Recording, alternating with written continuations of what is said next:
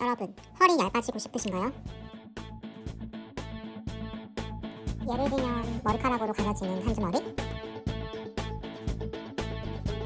그럼 아주 잘 오셨습니다. 제가 바로 허리 옆변의 삼증인이거든요. 허리 얇아지는 방법 그만 치셔도 되고요. 4년 전 제 허리였고요. 지금의 접니다. 굴빵하게 만들어진 통나무 같은 제 허리고요.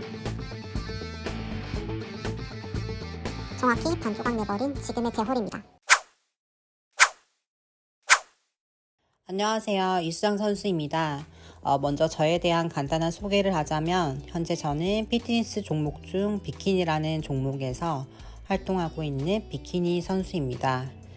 사실 제가 피트니스 선수로 활동을 오래 해왔는데요.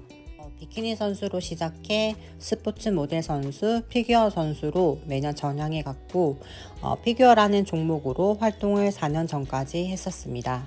지금 보시는 사진들은 4년 전 피규어 선수로 활동할 당시 모습들입니다. 아무래도 일반인들이 보시기엔 선호하지 않는 남성적인 몸으로 보일 수도 있을 거예요. 지금이랑 180도 완전 다른 모습이죠. 저는 2년 넘게 피규어 종목에 맞는 비대해진 근육을 다 빼버리고 다시 비키니 선수로 전향해서 활동하고 있기에 저 같은 경우 흔하지 않는 특이한 케이스라고 할 수 있습니다. 이 사진은 제 첫 시합 당시 몸이었고 지방이 적당히 있는 일반적인 마른 몸이었습니다. 똑같은 비키니 선수였어도 지금에 비하면 되게 작은 몸이죠. 저 같은 경우 종목 전향을 하면서 잘못된 여러 가지 문제들로 인해 허리통이 많이 굵어지게 된 케이스입니다. 몇 년 동안 몸을 바꿔내기 위해 진짜 별의별 짓을 다 해보면서 다시 보완해 나갔고 현재 제 몸을 갈아놓고 얻게 된 제가 내린 원인들과 해결 방안들을 지금 바로 공유해 보겠습니다. 먼저 허리는 힙과 흉근 사이 가장 얇은 곳을 의미합니다. 복부에 지방이 많으면 당연히 허리는 두꺼워집니다. 이 부분을 먼저 생각해 보시고 내 허리가 지방 때문인지 어떤 요인으로 인해 넓어지게 된 건지부터 판단하고 들으셔야 합니다. 우리가 하는 웨이트는 순간적으로 강한 힘을 낼 수 있는 속근이라는 근육을 활용하는데 속근을 많이 할수록 근육 부피가 커지게 됩니다. 웨이트는 남자 여자 운동 방법 자체도 틀려야 하고 자신의 신체 요건에 맞게 몸을 보완하고 디자인해 나가야 합니다. 하지만 저는 그 당시 무작정 몸집을 키우는 데만 집중한 나머지 무조건 웨이트는 고중량이다 라는 마인드가 강했습니다. 결론적으로 고중량 저반복에 몸 전체가 굵어지게끔 운동을 한 거죠.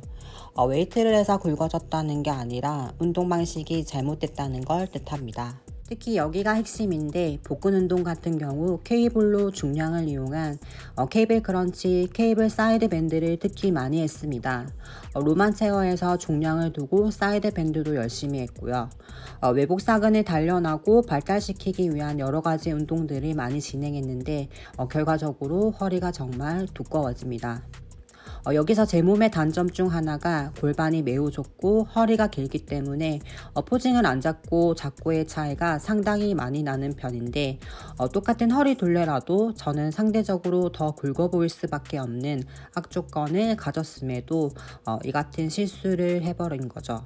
슬림한 허리를 원한다면 복근 운동 시 중량을 이용한 케이블 크런치, 케이블 사이드 밴드, 덤벨 사이드, 로만 체어 사이드 밴드는 피하셔야 합니다. 저 같은 경우 몸 바꿀 당시 복근 운동을 그 이후로 전혀 하지 않았으며 유지 다이어트 때도 하지 않았습니다. 복근은 현재 시즌이나 다이어트 시 체지방이 어느 정도 걷어진 상태에서만 맨몸으로 레그레이즈를 진행하고 있습니다.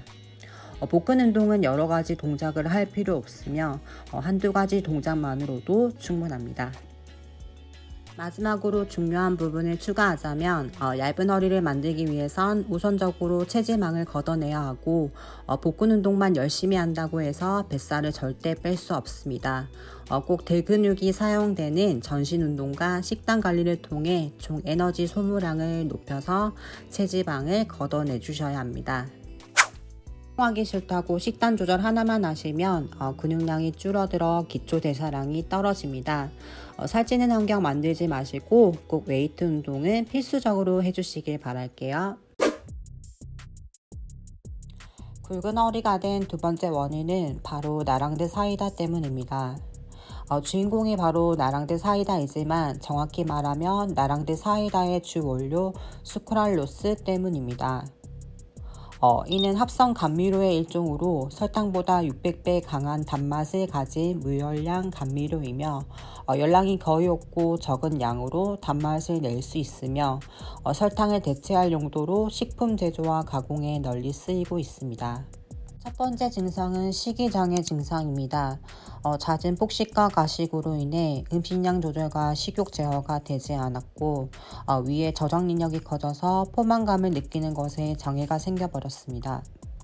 두 번째 증상은 복부 팽만과 소화기관, 장, 위장 기능에 문제가 발생했고요. 제 과거 사진을 보시면 살이 아니라 복근은 나와 있는데 지금처럼 배가 얇고 슬림한 느낌의 허리가 아니라 복부가 빵빵하게 팽창돼 있고 두꺼운 모습인 걸 보실 수 있습니다. 저 당시 복부에 가스가 차는 복부 팽만, 소화기관, 위와 장 기능 이상 문제가 빈번했고 다이어트가 된 상태에서도 복부 컨트롤 자체가 전혀 되지 않을 정도였습니다. 아마 한 번도 안 마셔본 분들은 없을 거라 생각됩니다. 저는 생수 먹는 걸 힘들어하고 싫어하기에 거의 매일 물 대신 항상 마셨고 운동할 때도 배가 고플 때도 일상생활에 필수로 들고 다녔습니다. 처음 접했을 당시 저에게는 다이어트 및 사막의 오아시스 같은 존재였습니다. 하지만 여러 부작용의 원인이 된 이 감미료는 밝혀진 부작용들을 들어보시면 전혀 오아시스라고 볼 수가 없습니다. 첫 번째로 장기간 다량 섭취할 경우 혈당 조절에 도움이 되는 장내 유익균들을 제거하며 장내 세균은 증가할 수 있다는 연구 결과가 있습니다. 두 번째로 소화기관의 가스나 복부 팽만감이 들게 하고 설사나 두통, 급격한 혈당 상승, 알러지 반응, 알레르기 반응이 있습니다.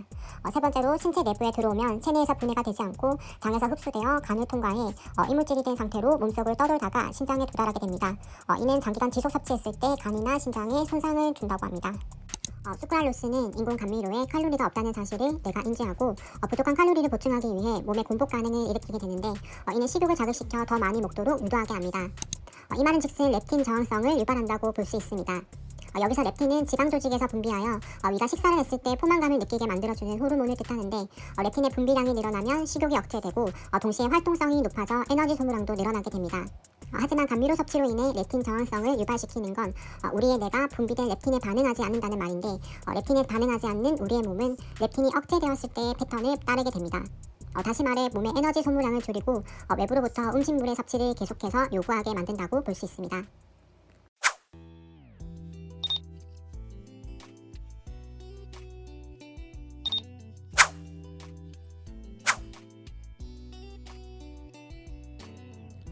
굵은 허리로 만들어버렸던 식이장애와 복부 팽만 문제는 원인 요소를 끊어내고부터 현재 예전 모습이 상상 안 될 만큼 많이 개선된 상태입니다. 여러분들도 지금 당장 느껴지는 부작용이 없더라도 항상 주의해 주시고 혹시나 저처럼 잘못된 방법들로 인해 몸 건강을 해치는 일이 없도록 제 경험담이 꼭 많은 분들께 도움이 되셨으면 좋겠습니다. 마지막으로 얇은 허리하면 떠오르는 거 있잖아요. 흉곽 코르셋 효과가 있다 없다? 제가 딱 정리해드리겠습니다.